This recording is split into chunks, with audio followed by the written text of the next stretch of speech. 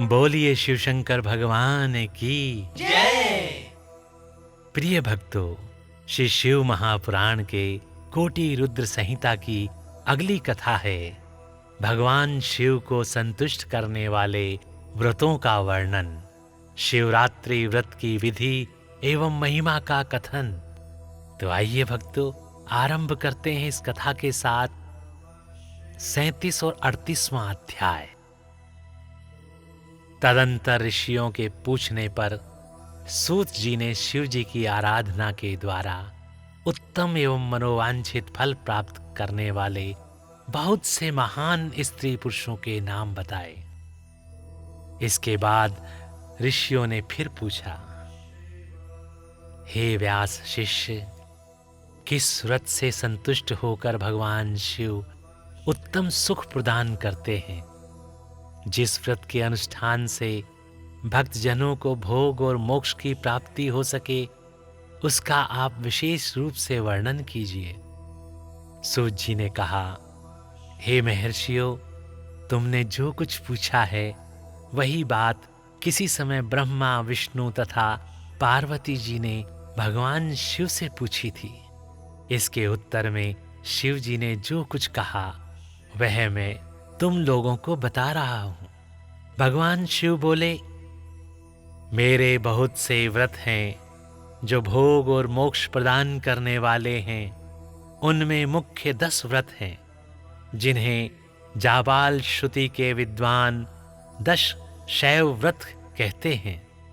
द्विजों को सदा यत्न पूर्वक इन व्रतों का पालन करना चाहिए। हे हरे, प्रत्येक अष्टमी को केवल रात में ही भोजन करें। विशेषतः कृष्ण पक्ष की अष्टमी को भोजन का सर्वथा त्याग कर दें। शुक्ल पक्ष की एकादशी को भी भोजन छोड़ दें, किंतु कृष्ण पक्ष की एकादशी को रात में मेरा पूजन करने के पश्चात भोजन किया जा सकता है। शुक्ल पक्ष की त्रयोदशी को तो रात में भोजन करना चाहिए, परंतु कृष्ण पक्ष की चतुर्दशी को शिव व्रतधारी पुरुषों के लिए भोजन का सर्वथा निषेध है। दोनों पक्षों में प्रत्येक सोमवार को प्रयत्न पूर्वक केवल रात में ही भोजन करना चाहिए। शिव के व्रत में तत्पर रहने वाले लोगों के लिए यह अनिवार्य नियम है। इन सभी व्रतों में व्रत की पूर्ति के लिए अपनी शक्ति के अनुसार शिव भक्त ब्राह्मणों को भोजन कराना चाहिए। द्विजों को इन सब व्रतों का नियम पूर्वक पालन करना चाहिए। जो द्विज इनका त्याग करते हैं वे चोर होते हैं। मुक्ति मार्ग में प्रवीण पुरुषों को मोक्ष की प्राप्ति कराने वाले 4 व्रतों का नियम पूर्वक पालन करना चाहिए। ये 4 व्रत इस प्रकार हैं: भगवान शिव की पूजा, रुद्र मंत्रों का जप, शिव मंदिर में उपवास तथा काशी में मरण, ये मोक्ष के सनातन मार्ग हैं। सोमवार की अष्टमी और कृष्ण पक्ष की चतुर्दशी, इन 2 तिथियों को उपवास पूर्वक व्रत रखा जाए तो वह भगवान शिव को संतुष्ट करने वाला होता है। इसमें अन्यथा विचार करने की कोई आवश्यकता नहीं है। हे हरे, इन 4 में भी शिवरात्रि का व्रत ही सबसे अधिक बलवान है। इसलिए भोग और मोक्ष रूपी फल की इच्छा रखने वाले लोगों को मुख्यतः उसी का पालन करना चाहिए। इस व्रत को छोड़कर दूसरा कोई मनुष्य के लिए हितकारक व्रत नहीं है। यह व्रत सबके लिए धर्म का उत्तम साधन है। निष्काम अथवा सकाम भाव रखने वाले सभी मनुष्यों, वर्णों, आश्रमों, स्त्रियों, बालकों, दासों, दासियों तथा देवता आदि सभी देहधारियों के लिए यह श्रेष्ठ व्रत हितकारक बताया गया है। माघ मास के शुक्ल पक्ष से मास का आरंभ मानने से फाल्गुन मास की कृष्ण त्रयोदशी माघ मास की कही गई है। जहाँ कृष्ण पक्ष से मास का आरंभ मानते हैं, उसके अनुसार यहाँ माघ का अर्थ फाल्गुन समझना चाहिए। तय कृष्ण पक्ष में शिवरात्रि तिथि का विशेष महात्म्य बताया गया है। जिस दिन आधी रात के समय तक वह तिथि विद्यमान हो उसी दिन उसे व्रत के लिए ग्रहण करना चाहिए। शिवरात्रि करोड़ों हत्याओं के पाप का नाश करने वाली है। हे केशव, उस दिन सवेरे से लेकर जो कार्य करना आवश्यक है उसे प्रसन्नता पूर्वक तुम्हें बता रहा हूं। तुम ध्यान देकर सुनो। बुद्धिमान पुरुष सवेरे उठकर बड़े आनंद के साथ स्नान आदि नित्य कर्म करे, आलस्य को पास न आने दे, फिर शिवालय में जाकर शिवलिंग का विधिवत पूजन करके मुझ शिव को नमस्कार करने के पश्चात उत्तम रीति से संकल्प करें। भक्तों, आइए सुनते हैं कि क्या संकल्प करना है। ध्यान से सुनिए। देव देव महादेव नीलकंठ नमोस्तुते। कर्तुमिच्छाम्यहं देव शिवरात्रिव्रतं तव। तव प्रभावाद्देवेश निर्विघ्नेन भवेदिति। कामाद्याः शत्रवो मां वैपीडां कुर्वन्तु नैव हि। अर्थात देव देव महादेव नीलकंठ, आपको नमस्कार है। हे देव, मैं आपके शिवरात्रि व्रत का अनुष्ठान करना चाहता हूँ। हे देवेश्वर, आपके प्रभाव से यह व्रत बिना किसी विघ्न बाधा के पूर्ण हो और काम आदि शत्रु मुझे पीड़ा न दें। ऐसा संकल्प करके पूजन सामग्री का संग्रह करें और उत्तम स्थान में जो शास्त्र प्रसिद्ध शिवलिंग हो उसके पास रात में जाकर स्वयं उत्तम विधि विधान का संपादन करें। फिर शिव के दक्षिण या पश्चिम भाग में सुंदर स्थान पर उनके निकट ही पूजा के लिए संचित सामग्री को रखें। तदंतर श्रेष्ठ पुरुष वहां फिर स्नान करें। स्नान के बाद सुंदर वस्त्र और उपवस्त्र धारण करके 3 बार आचमन करने के पश्चात पूजन आरंभ करें। जिस मंत्र के लिए जो दिव्य नियत हो उस मंत्र को पढ़कर उसी द्रव्य के द्वारा पूजा करनी चाहिए। बिना मंत्र के महादेव जी की पूजा नहीं करनी चाहिए। गीत, वाद्य, नृत्य आदि के साथ भक्ति भाव से संपन्न हो रात्रि के प्रथम पहर में पूजन करके विद्वान पुरुष मंत्र का जप करें। यदि मंत्रज्ञ पुरुष उस समय श्रेष्ठ पार्थिव लिंग का निर्माण करे तो नित्य कर्म करने के पश्चात पार्थिव लिंग का ही पूजन करें। पहले पार्थिव बनाकर पीछे उसकी विधिवत स्थापना करें। फिर पूजन के पश्चात नाना प्रकार के स्तोत्रों द्वारा भगवान वृषभध्वज को संतुष्ट करें। बुद्धिमान पुरुष को चाहिए कि वह उस समय शिवरात्रि व्रत के महात्म का पाठ करे। श्रेष्ठ भक्त अपने व्रत की पूर्ति के लिए उस महात्म्य को श्रद्धा पूर्वक सुने। रात्रि के चारों पहरों में 4 पार्थिव लिंगों का निर्माण करके आवाहन से लेकर विसर्जन तक क्रमशः उनकी पूजा करें और बड़े उत्सव के साथ प्रसन्नता पूर्वक जागरण करें। प्रातः काल स्नान करके पुनः वहां पार्थिव शिव का स्थापन और पूजन करें। इस तरह व्रत को पूरा करके हाथ जोड़ मस्तक झुकाकर बारंबार नमस्कार पूर्वक भगवान शंभु से इस प्रकार प्रार्थना करें। आइए भक्तों, बताते हैं कि आपको किस प्रकार प्रार्थना करनी है। प्रार्थना एवं विसर्जन कैसे करना है। नियमो यो महादेव कृतश्चैव त्वदाज्ञया विसृज्यते मया स्वामिन व्रतं जातं नूतं मम व्रतेनानेन देवेश यथाशक्तिकृतेन च संतुष्टो भव सर्वाध कृपां कुरु ममोपरि। बोलिए शिव शंकर भगवान की जय। अर्थात, हे महादेव, आपकी आज्ञा से मैंने जो व्रत ग्रहण किया था स्वामिन, वह परम उत्तम व्रत पूर्ण हो गया। अतः अब उसका विसर्जन करता हूं। देवेश्वर सर्व यथाशक्ति किए गए इस व्रत से आप आज मुझ पर कृपा करके संतुष्ट हों। तत्पश्चात शिव को पुष्पांजलि अर्पित करके विधि पूर्वक दान दे। फिर शिव को नमस्कार करके व्रत संबंधी नियम का विसर्जन कर दे। अपनी शक्ति के अनुसार शिव भक्त ब्राह्मणों, विशेषतः सन्यासियों को भोजन कराकर पूर्णतया संतुष्ट करके स्वयं भी भोजन करें। हे हरे, शिवरात्रि को प्रत्येक प्रहर में श्रेष्ठ शिव भक्तों को जिस प्रकार विशेष पूजा करनी चाहिए उसे मैं बताता हूं, सुनो। प्रथम प्रहर में पार्थिव लिंग की स्थापना करके अनेक सुंदर उपचारों द्वारा उत्तम भक्ति भाव से पूजा करें।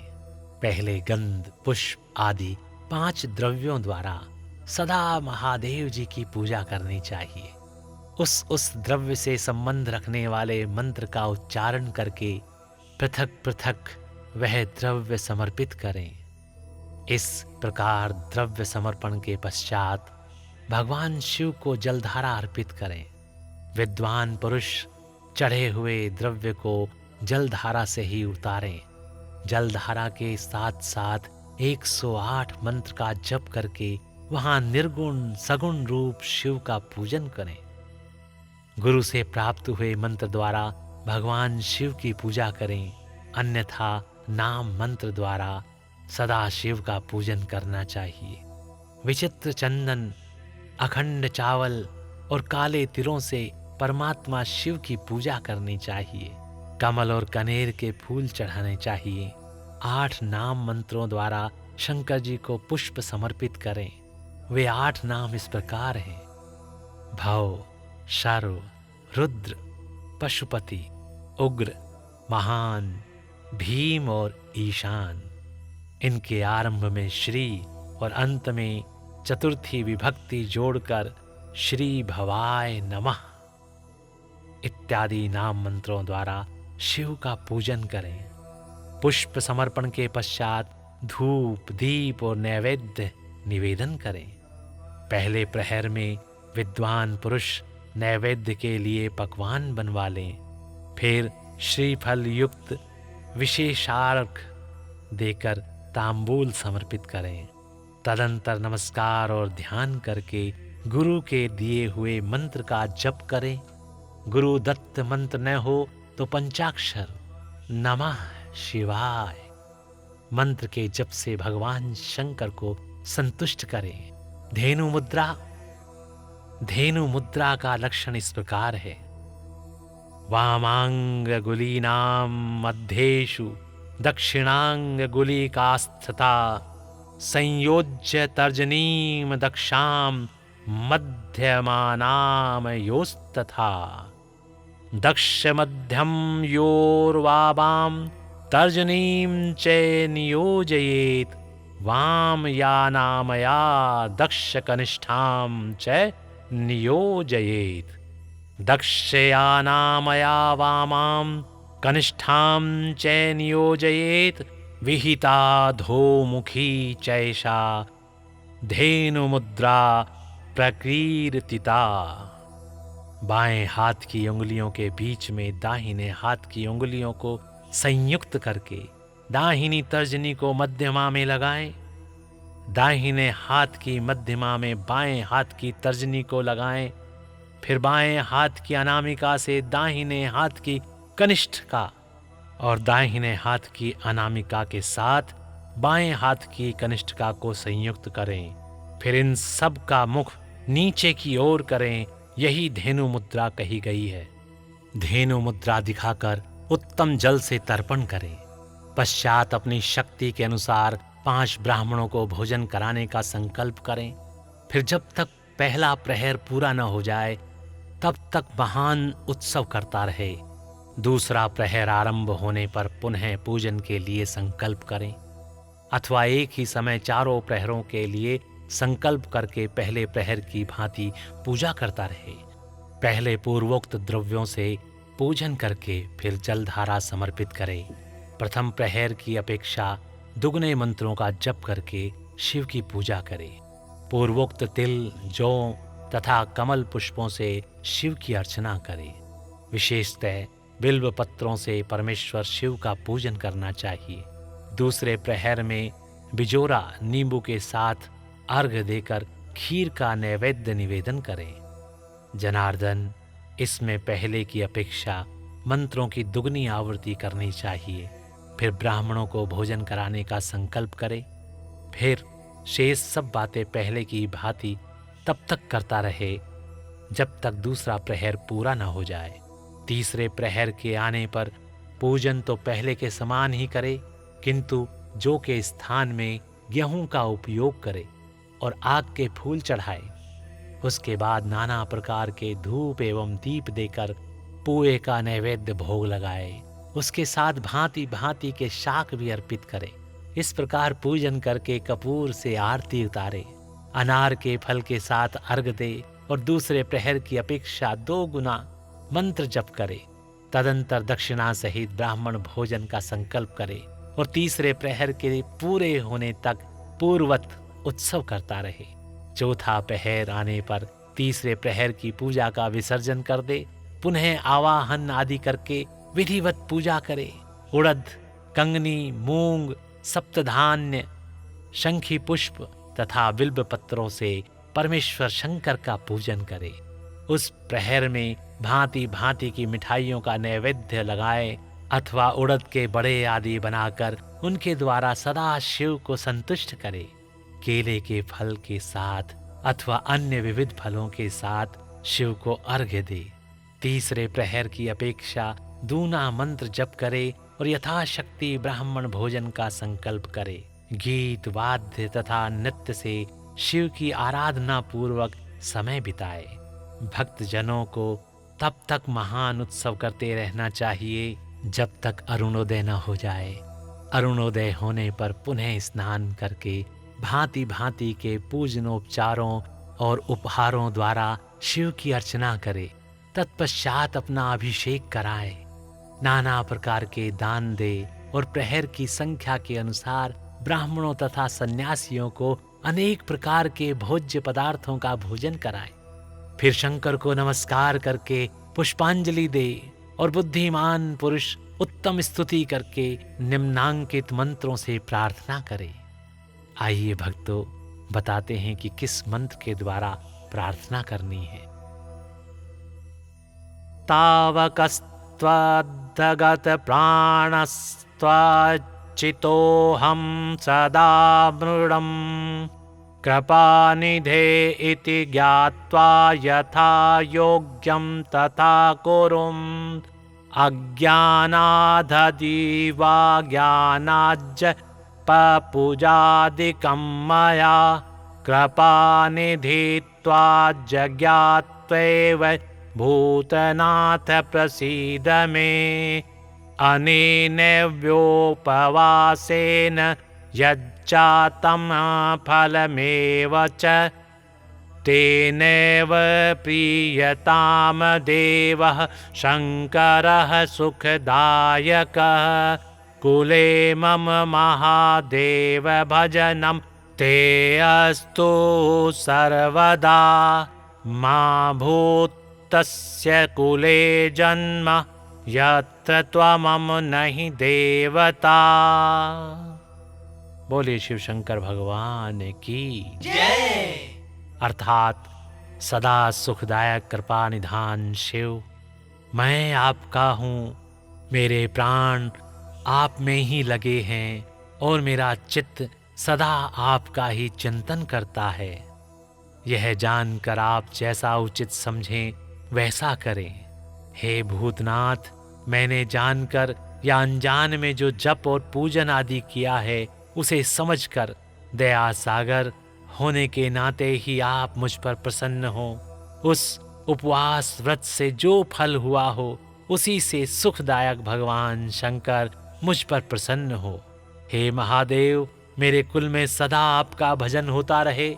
जहाँ के आप इष्ट देवता ना हो उस कुल में मेरा कभी जन्म ना हो। इस प्रकार प्रार्थना करने के पश्चात भगवान शिव को पुष्पांजलि समर्पित करके ब्राह्मणों से तिलक और आशीर्वाद ग्रहण करें। तदंतर शंभु का विसर्जन करें। जिसने इस प्रकार व्रत किया हो उससे मैं दूर नहीं रहता। इस व्रत के फल का वर्णन नहीं किया जा सकता। मेरे पास ऐसी कोई वस्तु नहीं है जिसे शिवरात्रि व्रत करने वाले के लिए मैं दे न डालूं। जिसके द्वारा अनायास ही इस व्रत का पालन हो गया उसके लिए भी अवश्य ही मुक्ति का बीज बो दिया गया। मनुष्यों को प्रतिमाह भक्ति पूर्वक शिवरात्रि व्रत करना चाहिए। तत्पश्चात इसका उद्यापन करके मनुष्य सांगोपांग फल लाभ करता है। इस व्रत का पालन करने में मैं शिव निश्चय ही उपासक के समस्त दुखों का नाश कर देता हूँ और उसे भोग मोक्ष आदि संपूर्ण मनोवांछित फल प्रदान करता हूँ। सूत जी कहते हैं, हे महर्षियों, भगवान शिव का यह अत्यंत हितकारक और अद्भुत वचन सुनकर श्री विष्णु अपने धाम को लौट आए। उसके बाद इस उत्तम व्रत का अपना हित चाहने वाले लोगों में प्रचार हुआ। किसी समय केशव ने नारद जी से भोग और मोक्ष देने वाले इस दिव्य शिवरात्रि व्रत का वर्णन किया था। बोलिए शिवशंकर भगवान की जय। प्रिय भक्तों, इस प्रकार यहाँ पर श्री शिव महापुराण के कोटि रुद्र संहिता की ये कथा और 37 तथा 38वां अध्याय समाप्त होते हैं। तो स्नेह से बोलिए, बोलिए शिवशंकर भगवान की जय। स्नेह से बोलिए, ओम नमः शिवाय, ओम नमः शिवाय, ओम नमः शिवाय।